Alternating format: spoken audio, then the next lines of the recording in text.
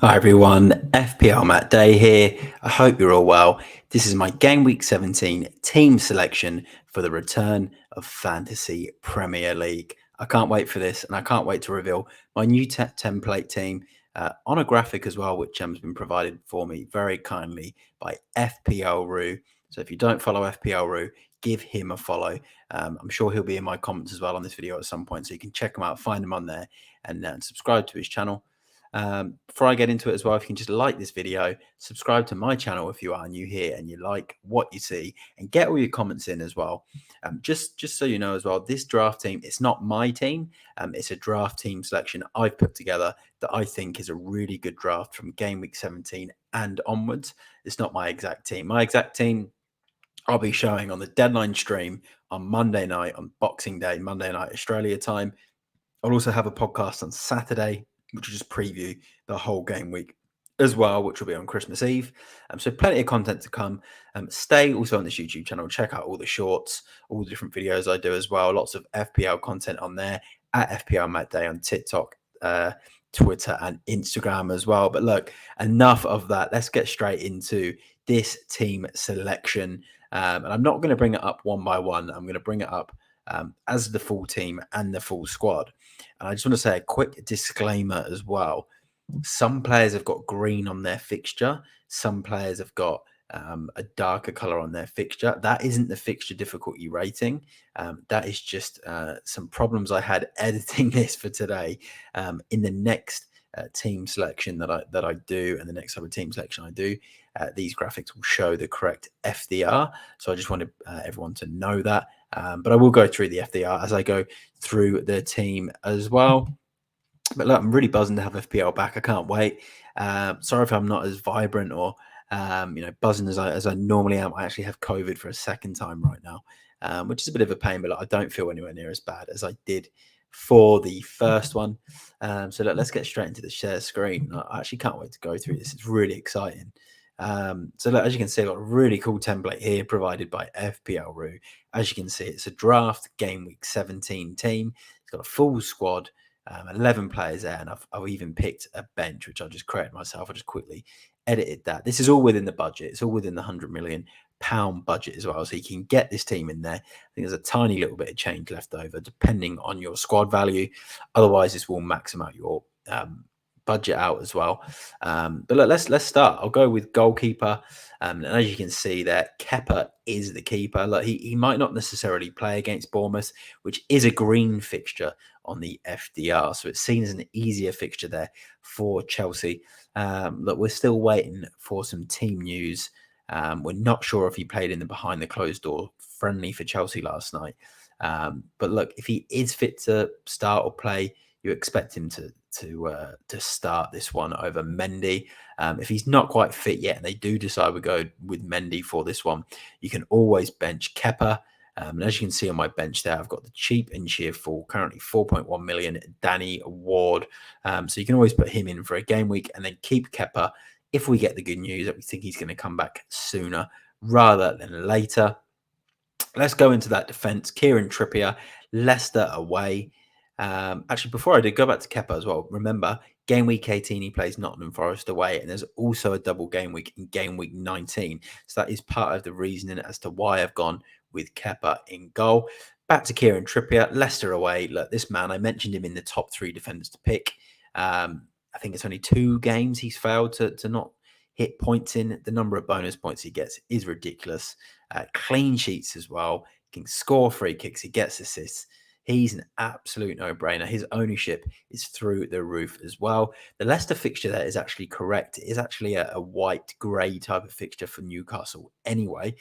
So that one is correct on the fixture difficulty rating. So Kieran Trippier stays in there for me. And now let's go to Ben White. And again, that actually is correct as well. It is a green fixture for Arsenal against West Ham this season on the fixture difficulty rating. And Ben White's in there as the cheap 4.7 million Arsenal defender. I think, he starts, he's cheap, he's cheerful, but he also gets bonus points. He's good on the ball. It's a strong Arsenal defense. It's been a strong Arsenal team this season. So Ben White covers you in that Arsenal team. You can play a bit more and go with Saliba, if you really want, or Zinchenko. The one thing I'll say about Zinchenko is be careful because his injury record hasn't been great this season. I know that because I've owned him, and then he ends up getting an injury or he misses game weeks and it's always a mysterious injury. Ben White is more durable and he's more reliable. But Saliba, if you want to pay that little bit more, is definitely more of a set piece threat, as is Gabriel. But Ben White for budget reasons, and he starts every week at the moment anyway. If that does change with Tomiyasu, you can probably do an easy switch over at some point because Tomiyasu is cheap as well. But Ben White for me. And then alongside him there, you can see another one where the green fixture is correct with Leeds away for Cancelo. Again, he was in my top 3 defenders to have. He's about 7.4 million at the moment. Did start at 7 million. A lot of people are taking him out. I've made a few other drafts where I've taken Cancelo out of my side. But to be honest, I think, for my own team and for your teams, I think you just stick with him because you've got enough value in him. He's a very consistent starter for City. He can play either side. So if the right back gets injured, he can play right back. He obviously comfortably plays on the left side as well. He can also drop into the midfield. He's just so versatile that I would just keep Cancelo. Attacking returns, clean sheets. Look, if it gets to a point where he isn't hitting those returns, similar to what Trent hasn't done in the first half of the season, you can easily swap Cancelo out for a number of defenders. You can even go to someone like Robertson at Liverpool if he hits form. But I think for now, go with Cancelo. Double game weeks in game week 20 and game week 23. And he's a consistent starter, so worth having him. And then the final defender, as you can see in this starting team of the draft game week 17 team, is Reece James from Bournemouth. Against Bournemouth, from Chelsea at home to Bournemouth, which is a green fixture, like I mentioned before. Look, he is coming back from a very, very difficult injury. He did play, I believe, 60 to 70 minutes in a behind closed door friendly. That's a pretty good start. Look, I don't think he's going to start every game during this busy period. They are going to sort of ease him into the team.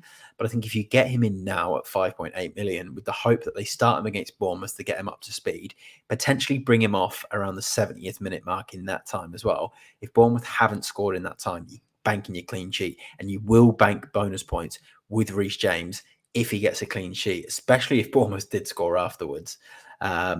He just tends to get those bonuses. He's a magnet for bonus points because he is on the ball a lot as well. I will say, though, if he does play the whole game, Chelsea's defense hasn't been great this season, but he can be so explosive. We haven't seen the best of him this season, and a lot of us are pinning our hopes on Reece James. Double game week in game week 20 as well. Good fixture in game week 19. I don't think it's a complete must-have, but I don't think it's one to rule out. I think because this is a draft game week 17 team, which isn't necessarily, like I said, my side. It's just an open game week 17 that I really like the look of, and you can kind of put this together as your own team if you want. I think James is a pretty logical choice. But again, you do have that double up on Chelsea, which isn't necessarily great because their defense isn't good. But again, well balanced. You've got 3 fullbacks and a centre back in that back 4. So let's go into the midfield.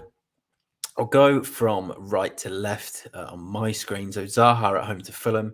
Patrick Vieira has said that the Palace winger is what we'd call Zaha, but he's a forward midfielder in this game. He's going to be playing central as a centre forward, which is very interesting. So I think he'll almost have a free role across potentially a front 3. Look, we know he's been missing pens for Palace in friendlies, in league games. It's not been nice. But Fulham home and the Bournemouth away game are the 2 fixtures you can keep Zaha for. And then if you have a little bit of spare change in the bank, you can swap him straight out for someone like Dejan Kulusevski. Game week 20, double game week for Spurs. Gets points. When he's on form, he's a brilliant FPL asset. 8 million this season. He's basically a 10 million asset when he's on form.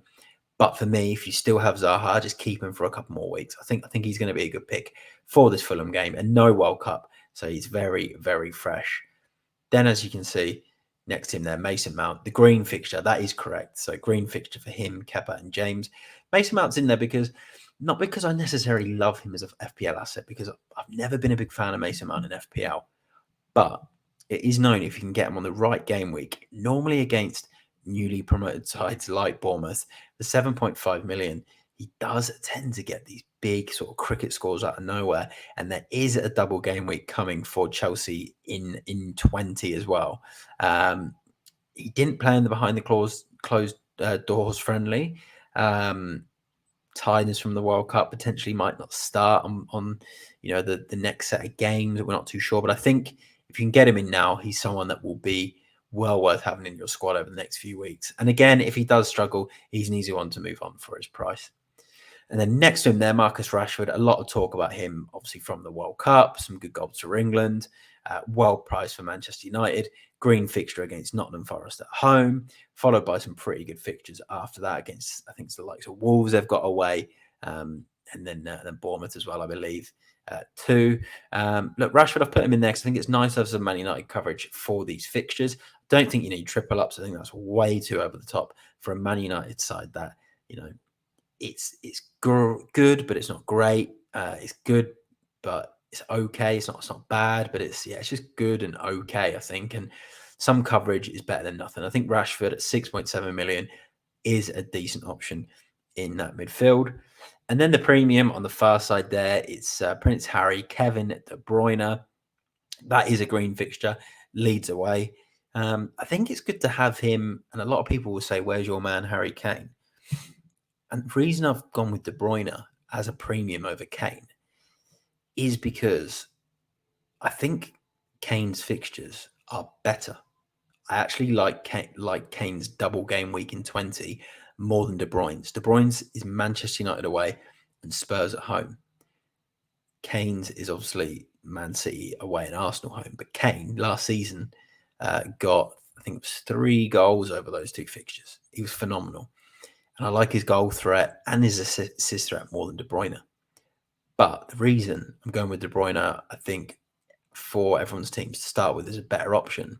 It's because Kane's on 4 bookings. One more gets him a ban, and he's got 4 games to avoid a booking. So in that time, he's got to avoid a booking against Brentford, Aston Villa, Crystal Palace, and then the 4th game's Arsenal. And what could happen is he could avoid a booking in those 3, get one in the derby because it's Arsenal, and then he misses the second double game week game against City. Or booking this weekend against Brentford, takes it, rests then against Villa. You then got to find, probably put Kane in your bench or find some. So I think you could work Kane in there by saving 2 transfers in game week 18 or in game week 19 to save 2 transfers for game week 20 to work Kane in there. Because I think he is the better option. But then you're going to need someone like De Bruyne back or maybe even a Foden because City have got a double game week in game week 23. So do Arsenal. But again, you can work players in like Martinelli or Odegaard for the likes of Mount, Zaha, Rashford if need to be. And then let's go to the front 2. Captain's armband is on Haaland. I'd probably vice captain De Bruyne in this team. Or if you don't want to just do 2 Man City players, I'd probably even vice captain maybe a Rashford for something different. Captain's on Haaland. Self-explanatory. I don't think I need to say much there. Leeds fan as a kid, probably will score a couple of goals against them. No World Cup. Looks like he's just been sort of bored waiting for the football to start. So he is going to be buzzing for this game. And it's obviously not the strongest Leeds defence, conceded 4 goals in their last Premier League game away to Tottenham. So Haaland in there and is the captain. And then next to him there, Mitrovic. That isn't a green game for Fulham on the FDR. It's more of a grey game, London derby, but Mitrovic is in there because he's consistent. He takes pens. He's scoring goals. Had an okay World Cup as well in the games that he played for Serbia, but they didn't go all the way. Didn't even get out of the groups. So, he should be pretty fit and fine. I know he was recovering from an injury, but he is good to go. And he also has a double game week in game week 20, game week 19, sorry, not game week 20. As well, which is Leicester and Chelsea over 2 games. So worth having him in for that coverage. So let's go to the bench. As you can see at the top there, probably a bit of a surprise one for a lot of managers, but Perraud from Southampton, the flying fullback, he's 4.4 million. Saints have got a new manager. I think their season will improve. New manager bounce. He did hit a couple of big double-digit scores towards the end of the FPL break. And he was getting some goals. They weren't keeping clean sheets, but he was getting goals. So I really like him at 4.4 million. Southampton have got some good fixtures. Keep an eye on Perraud. And then Martial as a forward. The Forest game, Ten Hag's been saying some nice stuff about him. He's cheap. I think him or Nketiah are both really good rotation forwards right now in that midfield spot. So yeah, keep your eyes on him. I'm actually really, really liking the idea of someone like Anthony Martial at this stage. So you could potentially drop out Ben White or even Trippier if you think Leicester are going to score, and play someone like Martial in this squad for this game week 17. And then Danny Ward, who I mentioned, easy rotation option if Kepa doesn't play. Cheap and cheerful. I don't think there's any need to spend much more on your keepers. And then my last one again, cheap and cheerful, Andreas. Most teams have him. He is a really, really good option with a double game week in game week 19 for Fulham. If you want to go someone different outside of Andreas, you can go for Somerville from Leeds. He is coming back from an injury, but you can just bench him until he returns. Good fixtures for Leeds in the second half of the season. And he showed so much form before the break. Goals in nearly every game for about 4 or 5 weeks, including a good return against Spurs in the last game. So as you can see there, that is a draft game week 17 team, but it should take you on for at least sort of 5 or 6 game weeks, and you can navigate transfers around the double game weeks with this squad. And I think this is a pretty good squad for FPL managers. Isn't my squad, but it could well be because I could potentially just transfer these players in if I want to, because we do have unlimited transfers. So yeah, thanks everyone for tuning in. I hope you liked it. Sorry the template didn't have all of the correct fixture difficulty ratings on there, but I want to thank FPL Rue again for the template. Really, really awesome of him to help me out like that. So go check him out. Hit the like button on this as well if you enjoyed that. Subscribe to the channel if you are new here and you liked what you saw. All the support is really helpful. And the more support, the more subscribers, the more likes means more content and more opportunities for content. So yeah, thanks everyone that tuned in. And like I said, good luck for game week 17. Be sure to tune into the live pods that will be coming up in time for deadline. And I will see you all in the next one. I'm at FPL Matt Day. Bye for now.